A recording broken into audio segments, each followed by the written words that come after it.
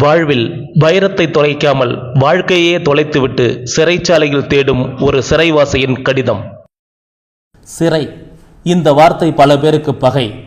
ஒருவன் சிறைக்கு வந்துவிட்டால் அவனை சமூகம் பார்க்கும் பார்வையே வேறு. ஆனால் சமூகத்தின் இந்த அவல பார்வையை மாற்றி அமைத்த பெருமை புதுவை காலாப்பட்டு மத்திய சிறைக்கு மட்டுமே உண்டு. ஆமாம், சாதாரண மனிதனாக வந்தவனை புனிதனாக மாற்றிய பெருமைக்குரியது எங்கள் காலாப்பட்டு சிறைச்சாலை. வெந்ததை தின்று விதி வந்தால் சாபம் என்ற நிலையில் தான் சராசரியாக ஒரு மனிதன் சிறைக்கு வருகிறான்.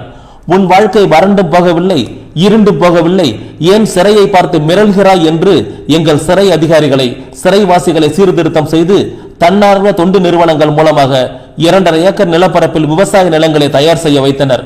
வெறும் கடம்புக்காரனாக காட்சியளித்த இடத்தை 40 சிறைவாசிகள் கடுமையாக உழைப்பால் சமமாக்கி தயார் செய்து அதில் வாழை, பப்பாளி, அன்னாசி, அகத்தி, கருணை, கொய்யா, எலுமிச்சை, முருங்கை போன்றவை பயிரிட்டு அத்தோடு ஊடுபயிராக உளுந்து